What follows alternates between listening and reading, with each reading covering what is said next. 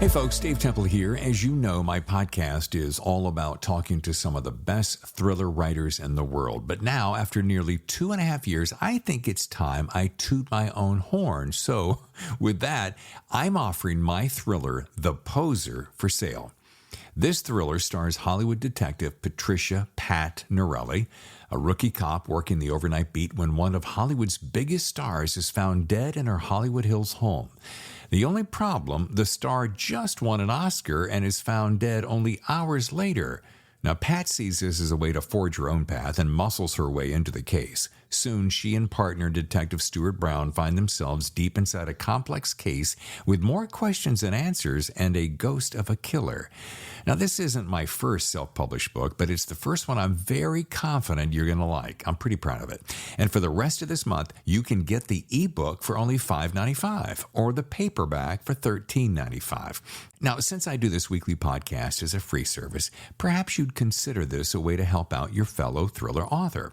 Okay, here's the link, davidtemplebooks.com/books. Okay, there you'll see The Poser. Just click and you're on your way. Again, the link is davidtemplebooks.com/books. Otherwise, just head over to Amazon. Okay, thanks for your support. And now on with the show.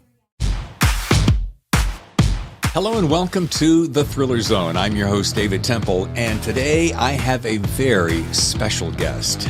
And as I say to her as we begin the show, I say, very rarely do I get nervous, but I did with this gal. And I wonder why. I think because she's such an iconic figure in the author landscape. Who other than Faye Kellerman and her book, The Hunt.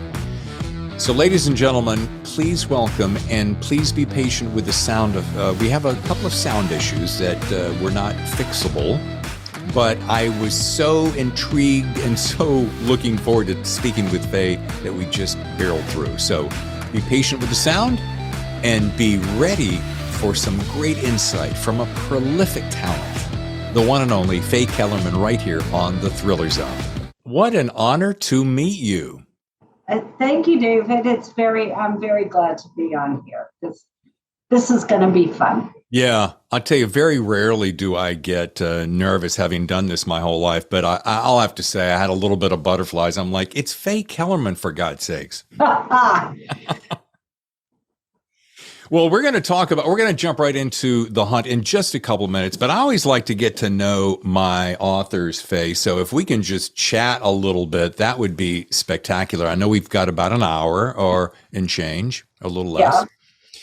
So I love hearing the backstory of mega talent such as yourself. And the very first thing, so excuse me if a couple of these things you've heard before, but the very first thing that caught my eye was like, man, how does someone who starts off with like a college degree in mathematics and then dentistry take that career, which could have been equally as prolific, and shift and go writing books? Is it something that just lived inside of you forever? The imagination lived inside of me forever since I was 5. The earliest I can remember, I was always making up stories, but I thought it was just that, just having fun and making up stories, and I wasn't going to do anything with it. You might want to know, I switched from anything in literature and English to math because I was always very good in math, and I'm dyslexic. It's not a problem now. I'm phonetically dyslexic. It's hard for me to learn how to read by sounding out words. So I have to just kind of memorize the words. Once I memorize the words, you can see I'm a writer. I'm pretty fluent. But until that point, English was not my forte, but math was. I've always been an extremely organized person, which you have to be in math, and you also have to be that in dentistry. You can't go to the dentist and have him start, fiddling around and looking at his tools or her tools. So both of the different aspects of my mind have served me well. Yeah, can you imagine, Faye, can you imagine going to the dentist and having that dentist go, oh, well, which tool should I use? What do you think? Or just opening the drawer and going, oh, no, this doesn't look right. You need to do that. Yeah, it just doesn't work. So I've always loved math, and I've always loved making up stories. I'm also musical, so all those kind of arts. It's kind of an art science thing, kind of just depending on which one I chose to concentrate on. Music was always just a hobby. I started out as a violin player. I was terrible at the violin, just absolutely awful. So I switched to a guitar, which I taught myself, and then I discovered mandolin, which has the same keyboard or fretboard as or fingerboard as a violin. So I learned how to play that, and that was really easy. But that has always been a hobby. Science and writing have always been something that have coexisted inside of me. And as I said, they serve me well. I mean, dentistry, it doesn't seem likely for a mystery writer, but you learn all about anatomy and you learn all about how the human body works. So, and drugs and stuff like that. So sure. That always goes in very well in the thriller novels. Man, going back to the violin, I think my parents, when I was a kid, handed me one and said, "Here, learn this." And I'm like, are you high? And I tried it just a couple of times. That is one of the hardest instruments ever. So kudos to anyone who learns it. Yeah, I learned the notes really well, but I know how to read music. But I was awful. And you'll ask my husband, "Oh, she wasn't that bad." But then I go, "Yes." But it taught me also discipline. And people ask, "Where do you get ideas from your novels?" Yeah. And it's not getting the ideas that's hard. It's the discipline in turning a full-fledged idea into a 300-page book. That's what's difficult. Sure. I pride myself on never being the person that asks that question, Faye, because so many people would, in the early days, roll their eyes and like, really? If you have half of an imagination and you're awake, the ideas are all around you. Right. But it is interesting that you make that point, because that is what I have found over the years. Discipline, it's like people who quit quickly or easily. I'm like, well, anybody can do that. But what it takes to discipline yourself, to sit down and commit to something, especially something as somewhat esoteric and creative as writing, that, you're the judge and the jury the entire road. You know what I mean? You're the judge, you're the jury, and you have to have a lot of patience, because you don't write a book in a day or a week. It's, it takes time. Yeah. And you have to be in the moment, but you have to kind of be in the future as well. And so, I am dogged when I start something, whatever it is. I like to finish. That's not to say I haven't given up at points where it's just not working, but mostly I'm very dogged at whatever I do.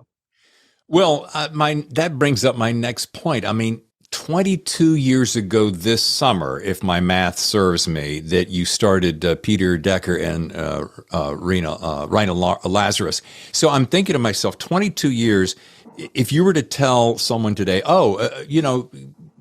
plan on spending maybe a decade before you can really start being super confident, or, there's that 10,000 hour rule, that 10-year rule in Hollywood. Actually, The Ritual Bath, which was the first Peter and Rina book, came out in, I hate to say this, 1986, because it gives my age away. So I've been writing this series for 35 years. Whoa, see, this is why I should have turned to you for the math, because I've always been bad at it. No, I started the Ritual Bath was published in 1986. I started actually writing. I mean, we can talk about this a little bit during the interview.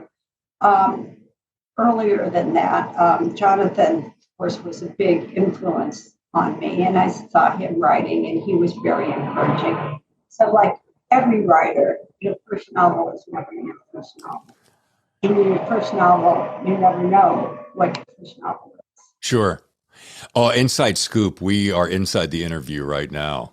Oh, okay. Yeah. So your first novel, like I said, you never know what your first published novel is. So when I was writing The Ritual Bath, I started out with Rena, this religious Jewish widow, but I didn't want her solving the crime. So I brought a detective in and I made him divorced. And then I had two single people. So I threw in a romance and threw in a lot of history and what it was to culture and religion, hoping to get somebody's attention. So that's what you do with the first novel. You put a lot of it in, hoping that some editor will go, well, this is interesting. This may not be so interesting, but this is really interesting. And it caught, thank God. And it wasn't written as a big novel, my first novel. I think they published 1,700 hardcovers, which is not a lot of hardcovers. And I think it wound up with about 1,000 books being sold. But it had a new life in paperback, which was what they did. And way back when, in 1986, even if you weren't the smash success that everybody wants, they had patience with you. So if they had patience with me, I was going to have patience with myself. And they invited me for not a lot of money at all to try a second book. And I liked these characters. I said, I can write a second book with these characters. And that's what happened. And what are we at 27 now of that particular duo? That I don't know. I think Yeah. it's between 25 and 30, something like that. I've written quite a few standalones, but we can call it 27. It sounds appropriate. And Faye, when you've written that many and you can't keep count, that kind of says it all, doesn't it? It's wonderful. This is really funny because you work so hard on giving a good plot and your outline, and you try to make it realistic and you try to play fair. And what people really remember are, Rena Lazarus and Peter Decker and the other characters. Oh, that was the book where that you had the priest that died, or that was the book where you went into the country and there was a missing tiger or something like that. They remember the characters way more than they remember the individual plots. Although once in a while you get a really good plot and people remember. You just made a comment a second ago about patience. And do you find these few years later, we're going to use the word few because it sounds so much gentler and kinder. These few years later, do you find that patience that you had when you started feels like it barely exists today? Or do you feel like because of perhaps your stature that, yeah, I get the same patience? Because I look at it, the world, it's moving way faster, way more complicated. Everybody seems to be competing for the same thing. I mean, how does that hit for you? I'm a much more patient person. And luckily, the publishing industry is a much slower run industry. And as I said, back when they had a lot more patience for you. The one thing with all these conglomerations, all these mergers, there used to be maybe 25 independent publishers. Now there's basically 7 big ones or 5 big ones, and they're still going. It's harder and harder for a young novelist to get into the industry per se. On the other hand, there's a lot more outlets and smaller things on the internet. So it's just one half a dozen of the other.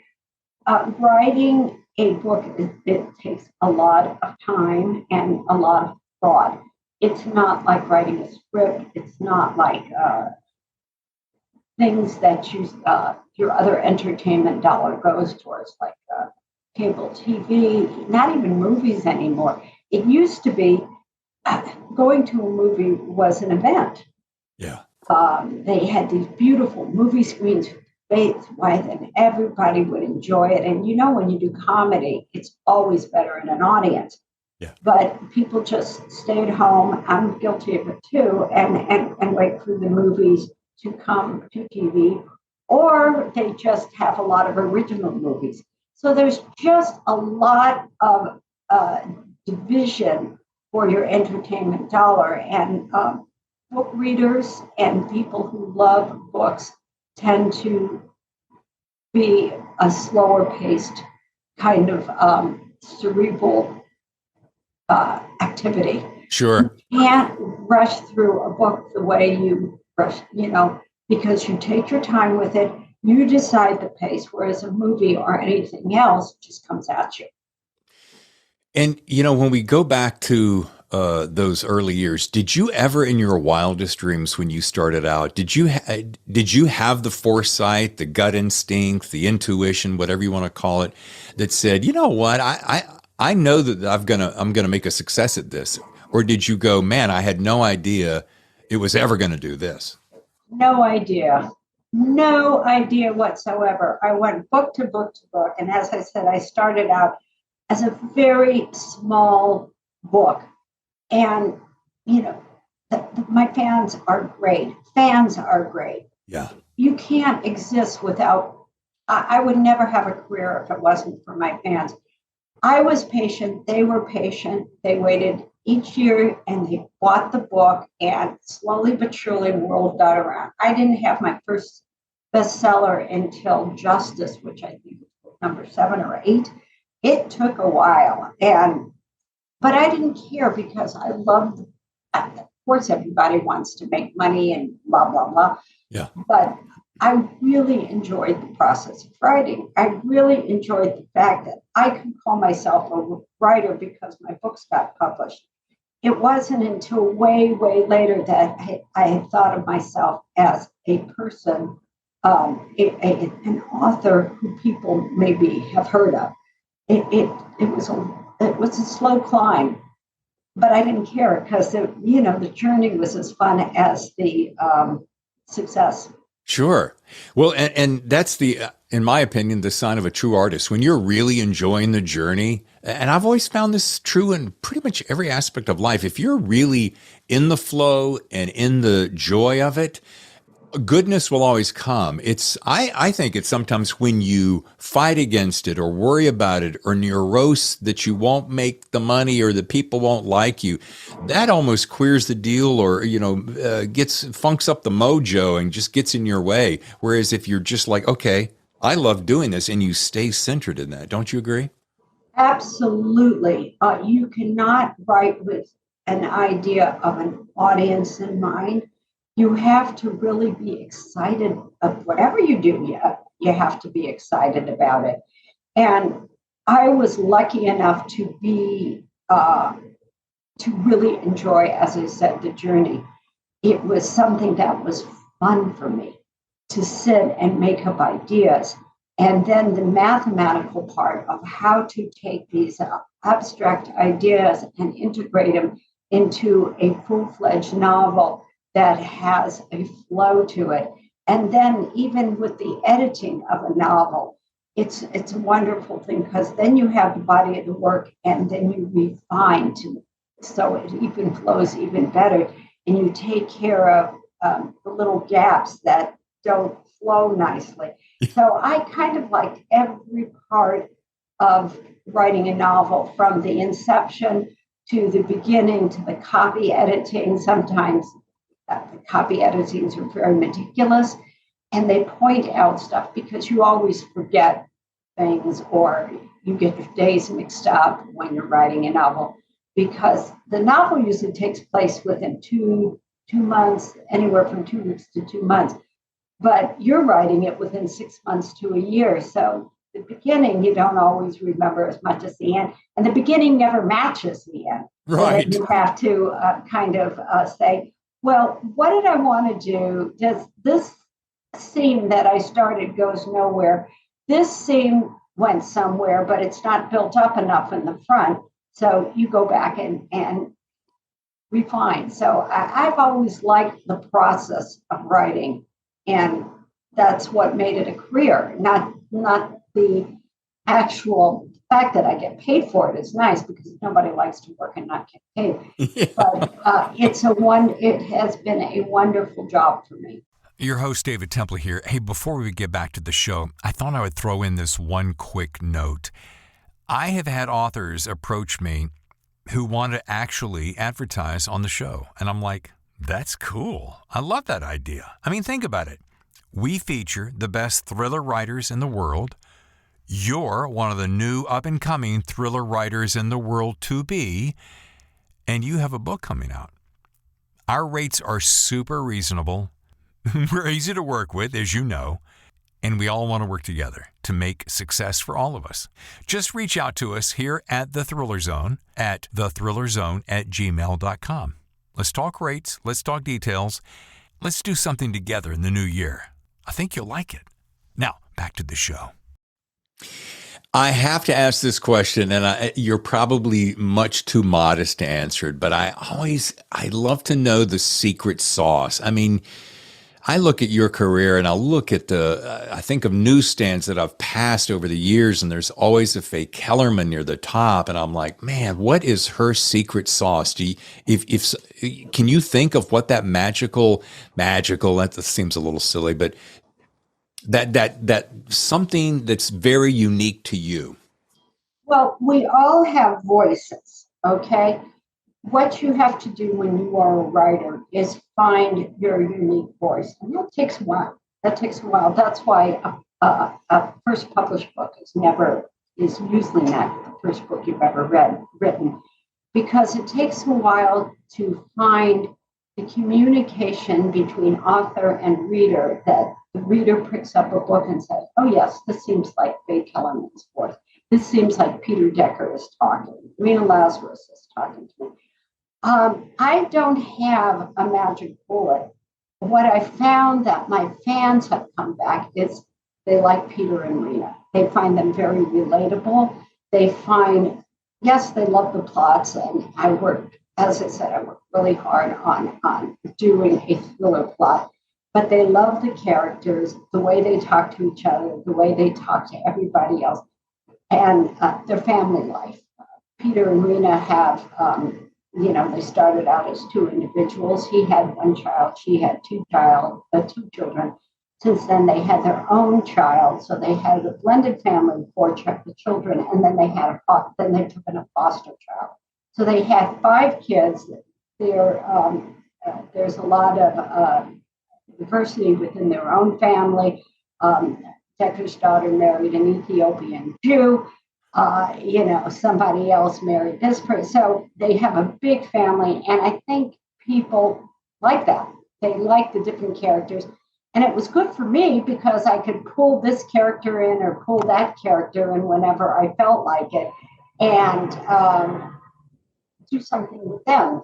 Sure. With Decker's daughter, a couple, and the latest one, it involves their stepson, his biological parents. So, it was a fun thing to do.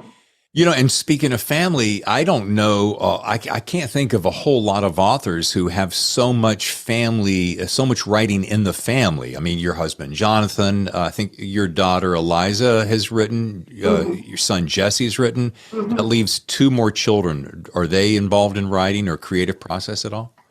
John was trained as a PhD psychologist. Yeah. And we're both writers, so Jesse, who's the oldest, is a novelist, and my daughter Eliza, I wrote a novel with her, and she's still writing novels. So, and she's very talented. The 2 middle ones are PhD psychologists. So, we have the psychology aspect, and then we have the writing aspect. All my kids can write, because when I read their PhD dissertations, I said, this is really simple and really, really well written. It was complicated subjects, but if you paid attention, you could really understand what they were saying. So I'm very, I admire my children very much, and I think they've done what they wanted to do, and that's great. Yeah. Boy, I would love to be a fly on the wall at, say, like a Thanksgiving or holiday dinner and hear the brain trust, the brain power in that room, and that would be fascinating to me. They're all married. And what's really wonderful about my kids and their spouses is they have the best senses of humor. Jen and I just sit back and laugh. There's a lot of laughter going on. And there's a 14-year-old difference between my eldest son, Jesse, and Eliza, the youngest, the 2 writers. But everybody gets along. I wouldn't want to cram them all in a little cabin for 6 months. We'd probably wind up eating each other. But for the holidays and everything like that, they all have children, so it's a big family affair. And I try to instill that in my characters of Peter and Rena. And like I said, I think my fans just can relate. They're just folk. Yeah. And they say things and they have issues, and they still do, laundry has to be done, and people have to do homework and all that kind of stuff as they were growing up, and they've since grown. So that's another thing I think they like. They like to see the progression of what happens with the family as well as the plot. Well, it's funny. I read on your website where you one of your favorite pastimes is smiling, which I don't think I've ever heard that before. And I get the sense with, when you got a gaggle of kids and that much IP at the table and growing up, it's always I'm from a family of 4 kids, and there's always drama. There is very seldom ever boredom. Yeah, no, it's been drama since day one. Things are easier now because they are all grown and they all have families of their own. So when your kids come to you and they're younger and they have these problems, especially when they're away at college and they dump all this garbage on you, and then they hang up and they're fine and you're left with a sleepless night. So I finally learned at the advanced age that I am to listen to it, to be sympathetic, but when the phone hangs up, that's it. I'm somewhere else. And usually it's just John and I in the family house, and it's quiet, and we like it that way. Yeah. We also have a lot of pets. We have a dog, we have turtles, we have fish, and we have birds. So there's always something to take care of, and it's fun to nurture pets because they don't have any issues. They don't come back with issues with you. So yeah, and rarely talk back, right? Rarely. And if they do, I don't understand them anyway. Right. So I try. Yeah. Well, let's get to the book, The Hunt. Now, first of all, anybody who knows me knows I'm a cover lover, and I love your cover. Thank you. Yeah, that's awesome. Reminds me of the English maze gardens of wherever, but man, that's good. And so I want to say this. So Detective Decker, wife Ruth, they're in LA. Now, I don't want to go too deep because I just want to simply say they're investigating the kidnapping. And what do you think your Faye fans will love most about the book? Let's say that way we can save all the juice for the inside. This was always the book that it's not that I've finished the series, but I am taking a hiatus. And this was the book that I wanted to take the hiatus with. I had this in my mind forever and ever because Gabe Whitman's biological parents, Chris Donati and Teresa McLaughlin, have been fan favorites for a while since they were first introduced in Justice.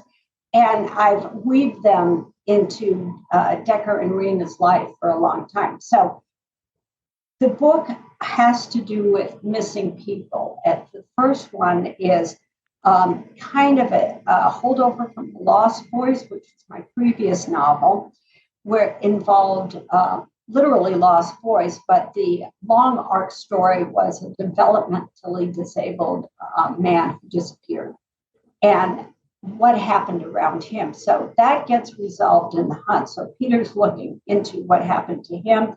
It starts out with a body in the forest. Who is this body? Is it developmentally disabled man? Does it have something to do with the case? Because it all takes place in the same area as the Lost Boys did. The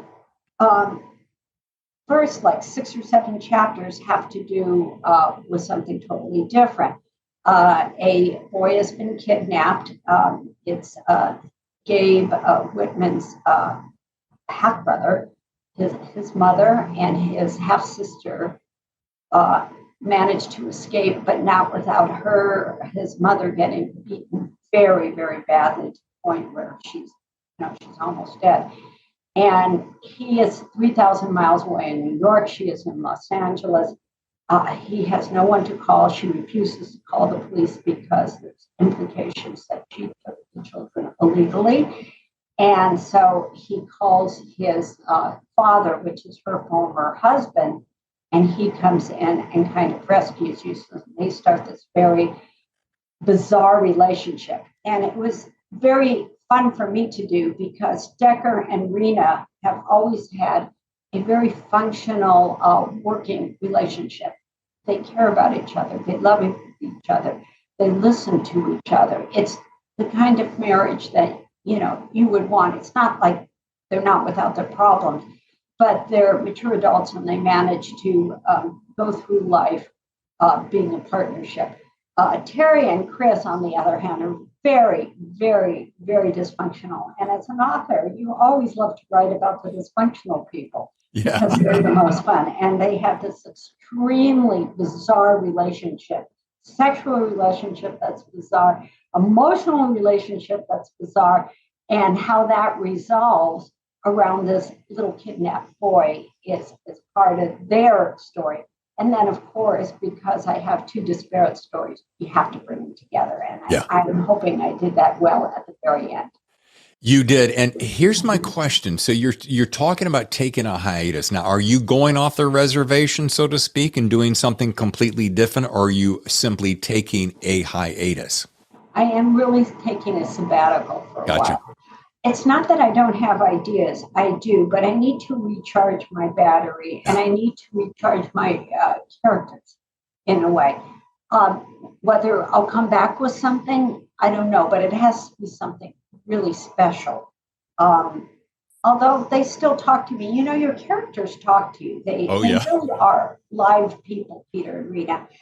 And they said, well, you started and you put us in different situations at the very end of this book, but we can do something with this, just be open-minded, Faye, talk to me. And I said, okay, I'll be open-minded. You bring the ideas to me, Peter and Rena, and then I'll see what I can do with them. I love that. And you know what? You make a really good point. I think, and my wife, Tammy, accuses me of this every once in a while. When I get all wound up on something, I'm working on a character, she goes, take a breath. What's the rush? I'm from that career and that mindset of go, go, go, and don't take any breaks and work all through the holidays and just go and it lacks benefit after a while because you can burn yourself out. You do. Luckily, I'm a traditional Jew.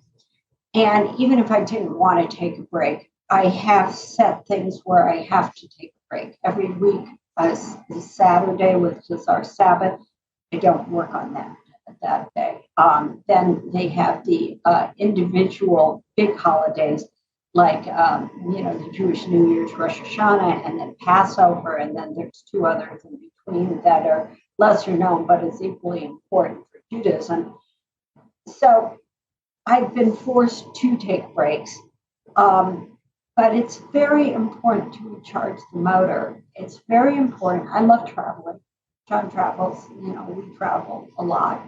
Not a lot, but we've traveled over the years to many different places, and it's very nourishing.